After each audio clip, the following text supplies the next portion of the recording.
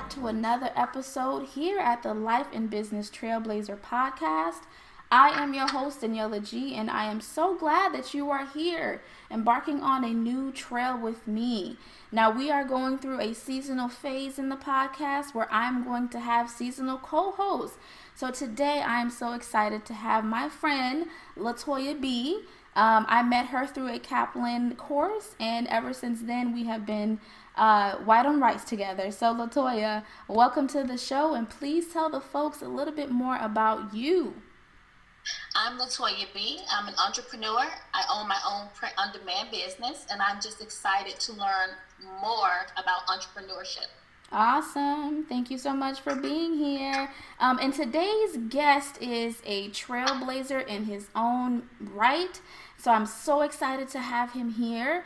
I have Mr. Roman Prokopchuk, who is the podcaster of the Digital Savage podcast, and he's also a marketing guru. So today's conversation is going to be on digital marketing and personal trailblazing with today's guest. So Roman, welcome to the show.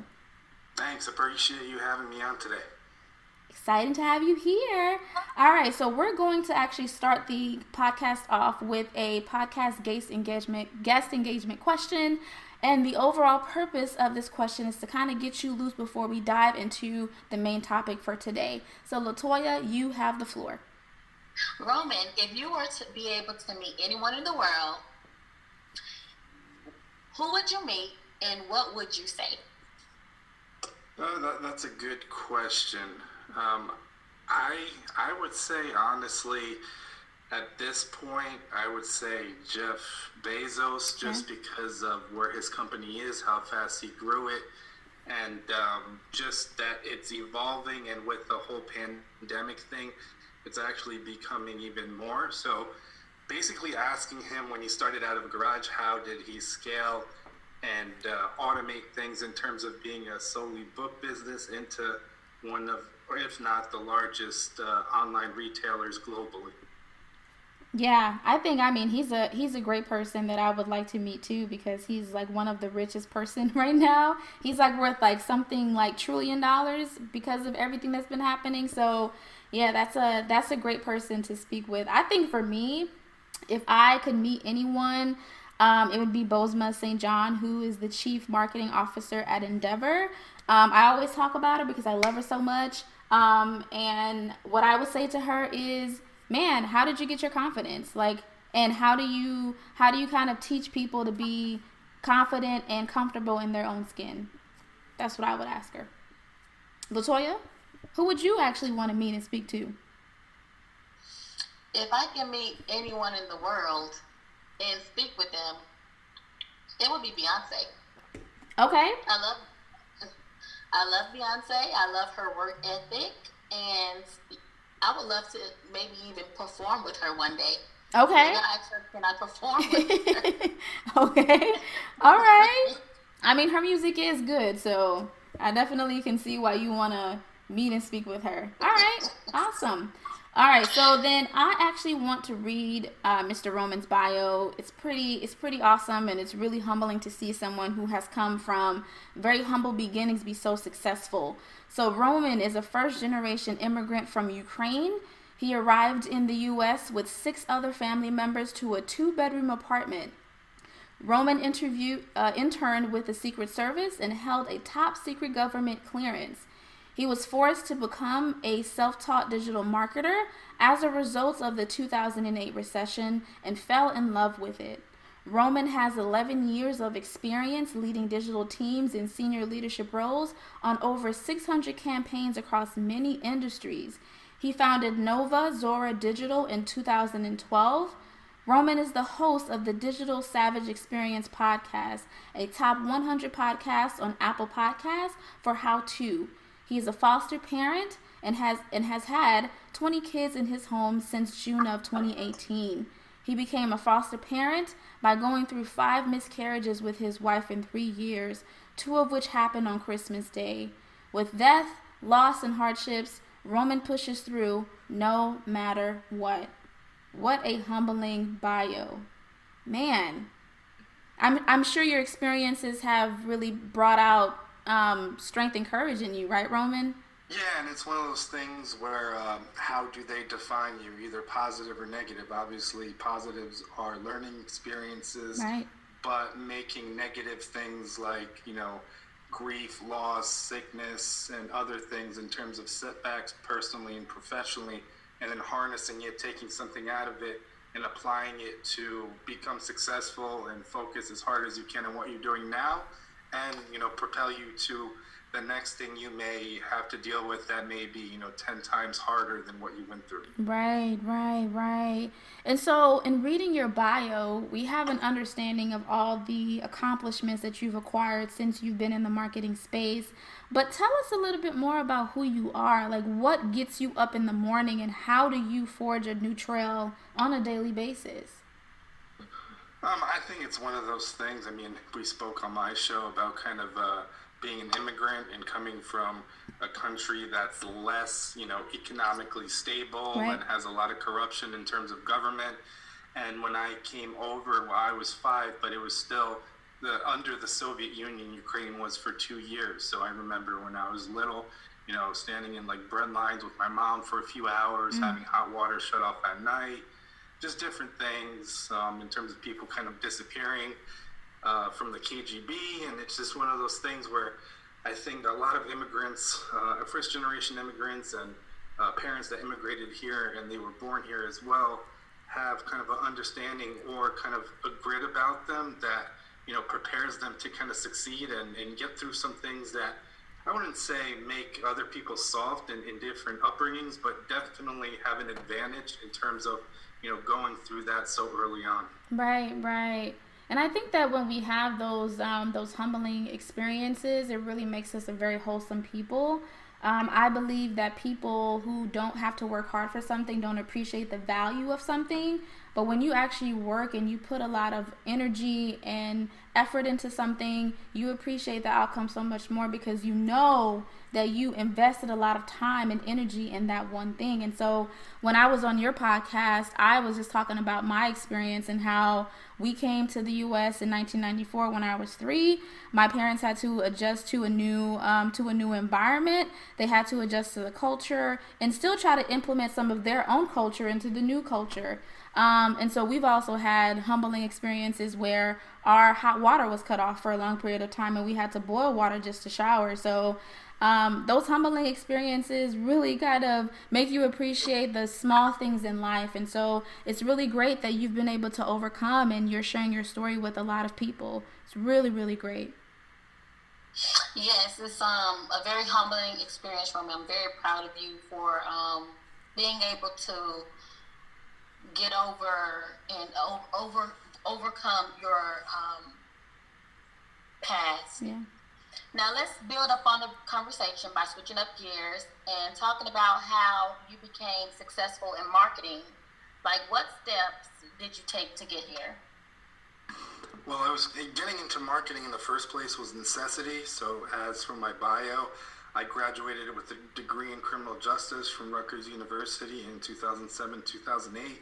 Before that, the last semester, I had an internship with the Secret Service. I thought I was going to go that route, but then kind of the recession hit. So state, local, and federal agencies froze hiring. So I was looking for a job and applying for months with kind of no luck, not even a phone call back. So I got discouraged. I got down, and the only thing I really did was, to stay sane was to go to the gym. And I met someone at the gym, and they saw my situation.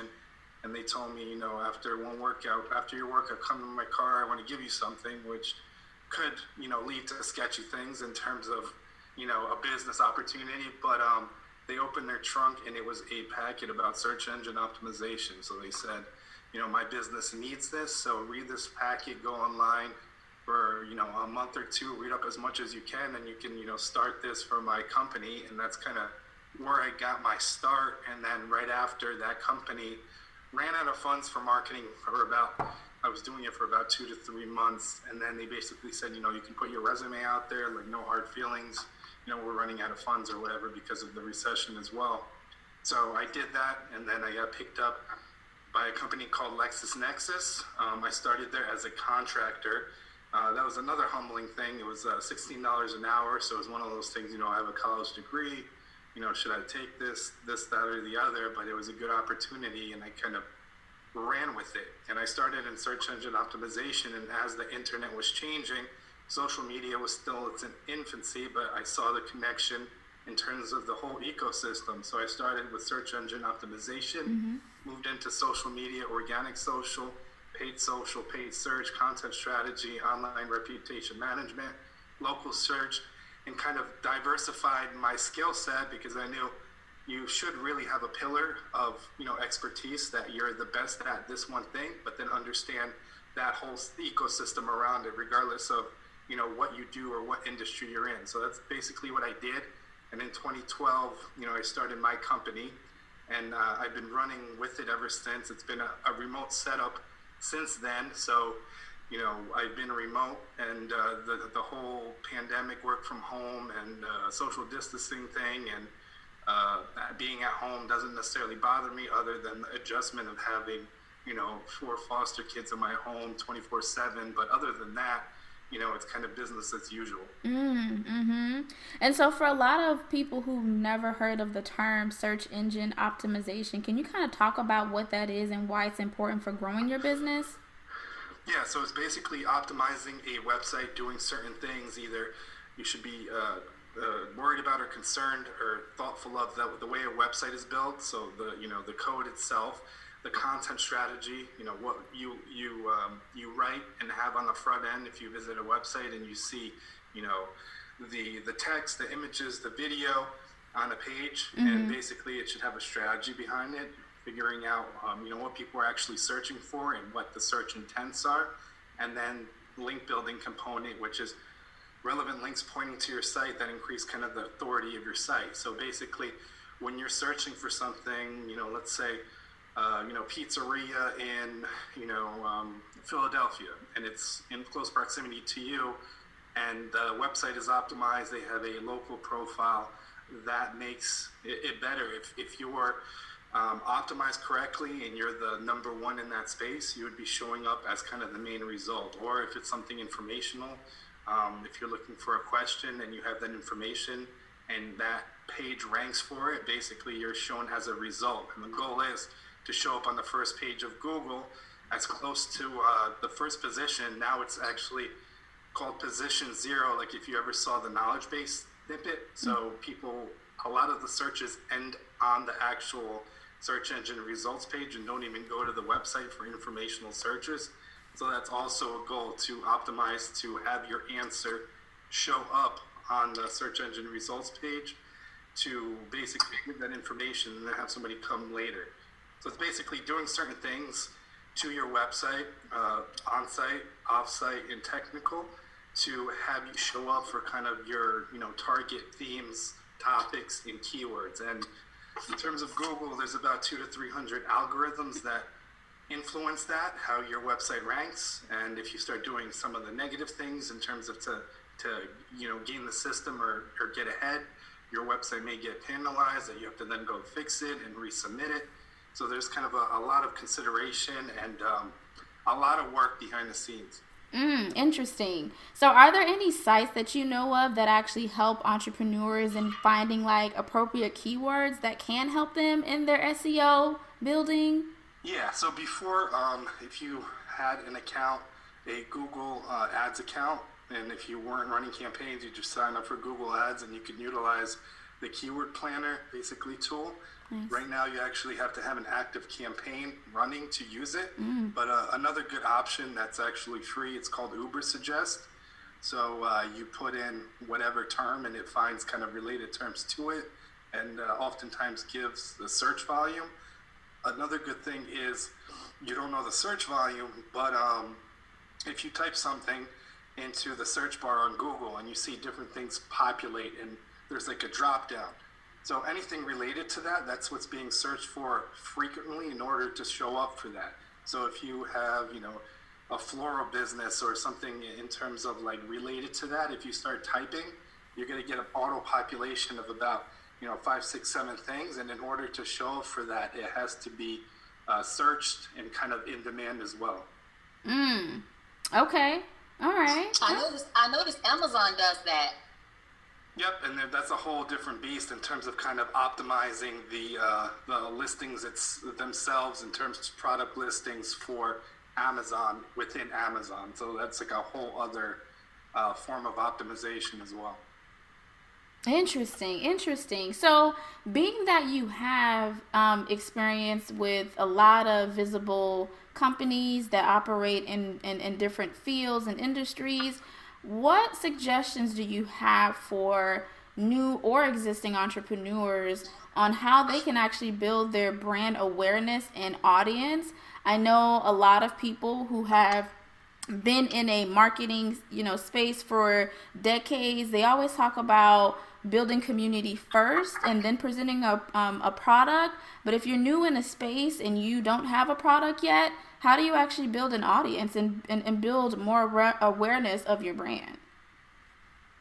Yeah, if you don't have a community, I mean, a good way, like, we just talked about is search engine optimization or having timely content. So you'll have your content that's kind of like your core pages or landing pages, which would in that sense be, product pages that don't necessarily change that much or optimize and then just refresh once in a while if the information about that product or service changes. But then there's kind of timely content. So related blog posts that you can use to target some of the longer tailed searches. So searches that are, 3, 4, 5, 6 letters long that still have search volume and people are actually looking for as well.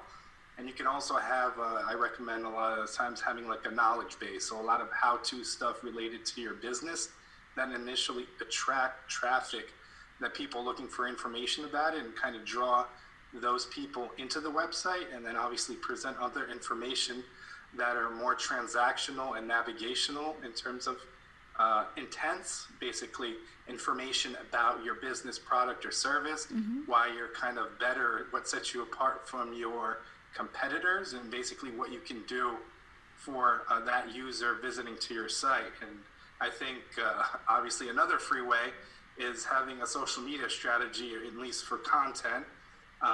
If you don't have the budget, you can use tools like Canva. It's kind of more a bit easier use than Photoshop. The free version, you can do a lot with the free version. The pro version is about only $13 a month, so you can really make a lot of visually stimulating images, video clips, infographics, PDFs to really kind of propel and help your branding out. And depending on your business, it's where your audience, spends the most time online. Right now, it's actually an interesting time because user behavior changed a little bit because everybody is indoors globally. So figuring out if that user behavior has changed, if people have spent more time on a certain platform over another. So it's basically, though, if a client comes to me in terms of doing an audit or kind of initial consultation, figuring out what the business is, who the target audience is, and then once you know the target audience, and if it actually is that audience, figuring out where they spend the most time online and marketing to kind of that, LinkedIn for a professional sense in terms of more business to business. You have obviously Facebook if it's a younger demographic, TikTok for organic traffic and for organic optimization, and for ads as well. And then incorporating things like video, which is easy to do. It doesn't have to be, professional videos, but just creating a very rich and unique experience. And the content itself is what can separate you from your competitors and get you where you need to go faster when you're competing with companies that may have, 7-8 figure marketing budgets. So in that sense, also, if you are a company and you do have employees, leverage your employees for content creation, because oftentimes those employees are the experts or subject matter experts and deliver the best possible experience for a user. So basically, give a user everything they need to have to make a educated decision as fast as possible about your product or service. I love that. Right. And I noticed you mentioned how you want to always see where the audience is going, where's the customers, where are they willing to buy, and that's definitely something that I'm facing right now with my print-on-demand business with Amazon. Is since the coronavirus has you know become worse, basically more customers, they're buying more activity books and they're purchasing more at home lesson plans, things like that, when before they'll be buying different types of books on Amazon. So I definitely understand what you said. Just try to notice the fluctuations of where your customers are buying. Yeah, and understanding trends as well, like you said. So if something is impacting, if it's seasonal, if it's some kind of natural disaster or a war, disease, anything like that, or even if something is, a new product or service that opens up a whole different category, understanding what that is and how to kind of position yourself or your business within that. And I did notice you mentioned the tool Canva, right? So other than Canva, name about 3 to 5 tools, applications, books, or any other resources for entrepreneurs that you think they should be using today. Sure. It also depends kind of like how, I guess, technically savvy you are in terms of a business owner. But one I always recommend is Sife. It's kind of an all-in-one dashboard. So you can connect almost anything you can run in terms of a digital marketing perspective, your CRM, different other things in terms of data sources to pull into this one kind of widget-based dashboard so you can really understand in one place what's going on in terms of the analytics of your efforts. So instead of going into analytics, let's say for Facebook, and then going in and seeing what's going on LinkedIn and Twitter and other platforms, and then Google Analytics, and if you're running anything from the paid perspective in terms of social and paid search and other things, you see all that data in one place and understand how everything is kind of working together and if it is working together. So it's very cost effective. Also, it's about $20 a month for unlimited kind of projects or dashboards, and I highly recommend that. In terms of search engine optimization or competitive analysis, or just a tool that will help you with digital marketing as a whole, I would recommend SEMrush. The price point is around $85-$90 a month for like the lowest plan, but basically you get everything. You get you put a URL in or a specific keyword, and it gives you a lot of kind of out of the box strategy. So if you're not that kind of technically savvy or you're not a marketer, it can really help you kind of define a strategy, and you can also use it as kind of a spy tool on your competitors. So to do kind of market research, so you see where your competitors' websites stand, what they rank for, what kind of ads they're running in market, what are their ad copy look like, how is it performing. So it has a lot of components helping you with your content strategy. You can also track keywords through there, track the performance and health of your website, track your kind of brand voice, and if you have any kind of negative PR out there. So it's kind of multifaceted, kind of a one-stop shop for almost anything you would need digital. It's kind of a Swiss Army knife, if you will. And I really enjoy that. And then if you really see traffic to your website but don't understand why you're not converting or generating sales, utilize a platform called Hotjar. It's basically you put a script on your website through it, and you can basically create different heat maps and also session recordings and test different A/B test different surveys, put them on your website to see how users interact with certain elements. So it's more of a conversion rate optimization. It's basically when you do get someone to your website, so figuring out what makes them tick, and if they are there and they're leaving, why are they leaving, and how are you going to get them to do your desired action at a higher rate. So you can see how people are interacting with your pages and your website as a whole, and you can see how they are on the website as well, in terms of each session being recorded so you see their activity. Right. And so actually I want to go back one more question that we asked earlier in reference to building brand awareness and a genuine community. And one of the things that you mentioned was how-to videos, right? So I actively follow Gary Vee, who's like a marketing genius, and he advocates for the dissemination of free information. You have to give a lot of value first, give a lot of content first, and that will attract your audience. Because I strongly believe that it's important that if you know information that's useful, to share it. And so I just want to kind of add to that, that it's really important that we highlight that you give freely first, and then kind of encourage your audience to support whatever products that you're putting out. Yeah, he's cool. I met him at his book signing when Crushing It came out. Yeah. And on several shows, he's given me a bunch of shout outs. I'm going to actually, hopefully by the end of the year, get him on my podcast. Yeah, no, I definitely agree with that. He has a lot of good branding points, and even before that, it's adding value or doing something as a human being. I think it's applicable too. Doing things without expecting something in return, and that's when you get kind of the greatest result from that. Yep, 10,000%. 10,000%. Okay, Roman, one more question for you from me. Are there any Facebook communities that you encourage entrepreneurs to join?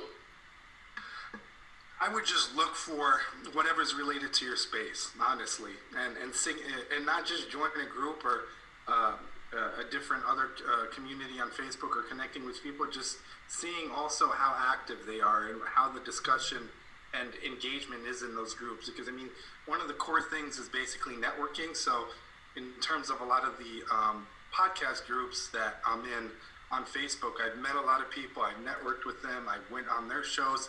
They've actually helped me with a lot of media experiences, and it's just kind of a mutually adding value relationship. So you really have to see, because there are some groups that have a high number of people and in different kind of categories, but they're not active. So you have to find an active community, and a community that's related to what your niche is. So if that's a marketing group, if that's a finance group, something that's more brick and mortar in terms of what your business is, figuring out, the size of the community isn't necessarily in play unless that community is active. I love it. And so I know that in this conversation, we've been talking about digital marketing, how to build brand awareness, how to build your community, SEOs.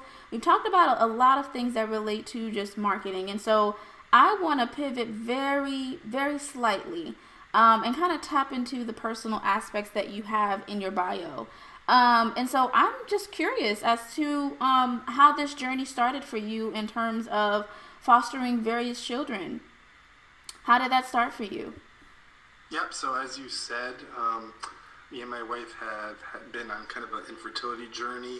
In the last 3 years, we've had 5 miscarriages. We've spent about $100K plus at this point out of pocket on infertility treatments like IVFs and egg retrievals and things of that nature and different tests. So we got to a point, but we're still kind of naturally trying and still, when this all ends, hopefully doing another cycle.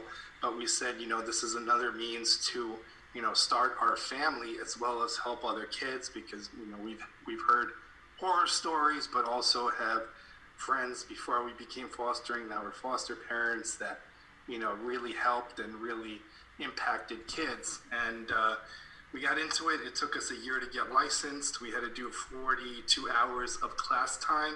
They had to do what's called kind of create a story about your family. So, why you want to get into it, who you are as a person, kind of who you are at the core in terms of values, information about your family, immediate family as well, a background check, employment check. You had to have recommendations from people that knew you for, I believe, for at least like 10 years. So clergy, employers, past employers, professors, teachers, that kind of thing.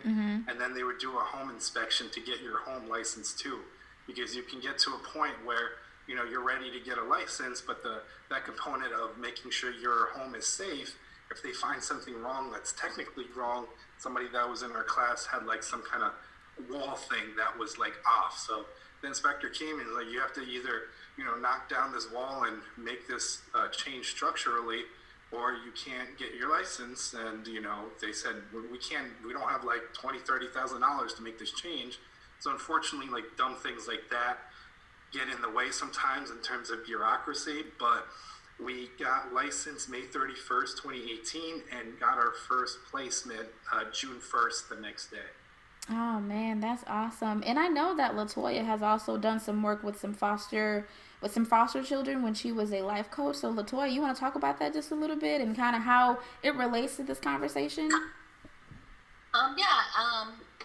I used to be a life coach, working with the foster care kids, making sure they learned their independent living skills.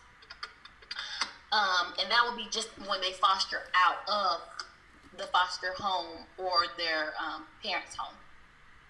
So, I'm very proud of you for being able to take in foster kids and definitely having them under your wing and potentially making them all little entrepreneurs. Yeah, marketing geniuses. Marketing geniuses. Hopefully. I mean, it's been, we've had 20 children since June 2018. I mean, it's the situations they come from are very sad in terms of things that have happened to them and what they've seen. And, they're kind of the innocent party that got thrown into a situation they don't control. And I think the main thing is for them, when they do go back, for them having a sense of normalcy or seeing what normalcy is, because oftentimes they go back to kind of the same turbulent situation and then end up back in the system. Yeah.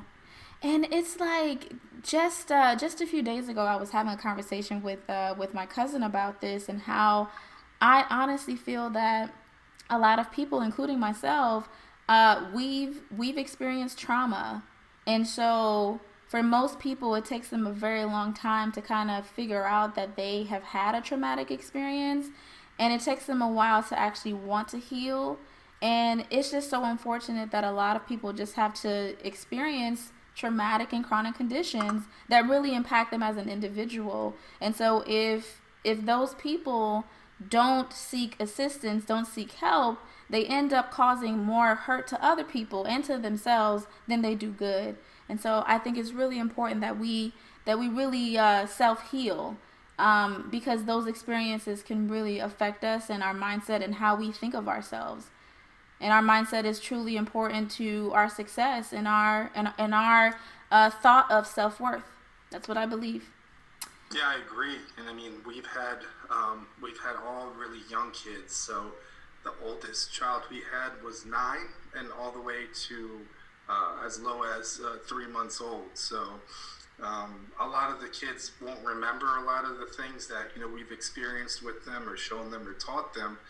But a lot of them are that age that they're just absorbing a lot of information and habits and behaviors. They're in like a mimicking phase. Yeah. So if they're at home, they're seeing abuse, drug use, different other things. They have that, and they'll always have that. But showing them that there's something else, that there's a safe environment, and there's a different way to treat people, that may give them the kind of the backbone or like the core that will hopefully pivot them from a situation or a life that they shouldn't be getting into when they get older. No, that's correct. That's correct. That is correct. Yep.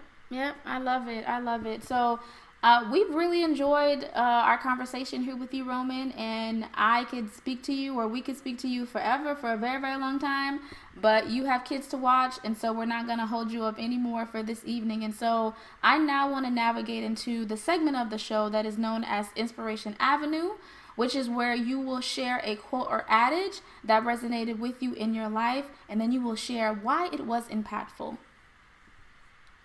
Yeah, I think with that, it's like the kind of theme song of your life, if you will. So wherever you are, it may change. I always recently have said, based on like unpredictable things coming up and just like things sidetracking, and you have to just jump over hurdles in terms of like pain and loss, I would say everybody has a plan until they get punched in the mouth. Mike Tyson actually said it. I think that's a good example. He kind of pivoted. He lost all his money. He was like mentally like not there in terms of, you know, who he was, but I think he was taking advantage as he was young by, you know, trainers, other people taking his money. Now, I mean, he's at a better place. He has a very successful podcast. Yes. And he's a lot more kind of in touch with who he is and what he's done. And if you see some of his interviews, he's a lot more calmer. I know he's in like the cannabis space as well, like heavily invested. Yeah. But it's like one of those simple quotes that you can plan all you want, but mostly with life, something always gets sidetracked, and you either have to pivot or kind of just like collapse and figure it out. Yeah, I love it. And actually, I caught a few seconds of his interview with Trina. And I love what he was saying in the beginning about how we do things because we're afraid of what people, like we care so much about what people think about us that we're afraid to do what we truly want to do. But the reality is that like we just have to like be ourselves. And I was just like, wow, like he's so wise. And then he also was talking about how he actually used to be petrified before every single game. Or every single fight rather. And so you would never think that someone as strong and bold as him would actually be afraid. But again, fear happens to everybody. So I really like how you emphasize that everybody has a plan until they get punched in the mouth, because it is so true. Life has a way of, kickball chaining you and changing the series of events that you have planned for your life. So I like that. You don't control it. Right now, we're in this whole pandemic thing, and people are going to have to pivot out. Some jobs that, you know, they may have gotten laid off from or fired may or may not come back. So figuring out what else you can do, maybe take this time to figure out what truly your passion is and pivot into that, because we just have to deal with it. And this whole thing is global.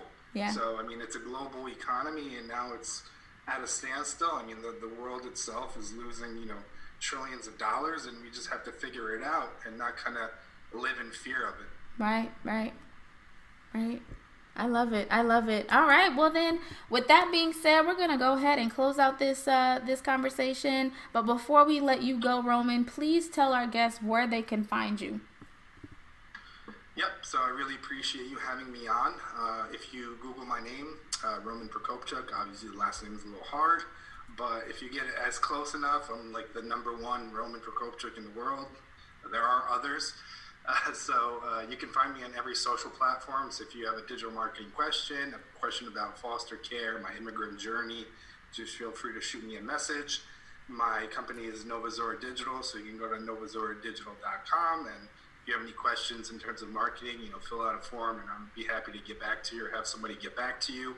And then my podcast is the Digital Savage Experience, that if you just search for that, it's on every major podcast platform. Awesome. And do you have any projects coming up that you want to share with our audience? Just a lot of testing in terms of marketing. I actually just finished a media buy with PRX, which is a top 5 podcast network. So I was running for a business, basically audio ads. So testing that format, how it's working now, I guess in the pandemic era, I guess, on TED Talk Daily. So buying 200,000 impressions and seeing the brand lift and effect of that, and just constantly testing, getting into TikTok more and seeing the relevance of that, because I think with this pandemic, there's a lot of an older demographic that overpowered the platform. So there's a lot of opportunity to get in while it's still kind of young as well. And marketing dollars are a lot cheaper in terms of spend for paid, and your reach. You can put something on TikTok and have no kind of community, and you wake up and you have like 3 million views. So right now it's still like the Wild West. Right. Awesome. Okay. Well, thank you so much for being on the show. And in terms of the Life and Business Trailblazer podcast, you can find us on Facebook and Instagram. The handle is at THELB Trailblazer Pod. If you have any questions for us or want us to interview a particular guest, send us an email, thelbtrailblazerpod@gmail.com. And as I say in every single episode, embark, forge new trails, and conquer. I am Daniela, and this is my girl, Latoya B. All right, and thank you for tuning in. Until next time, guys. Bye. Bye.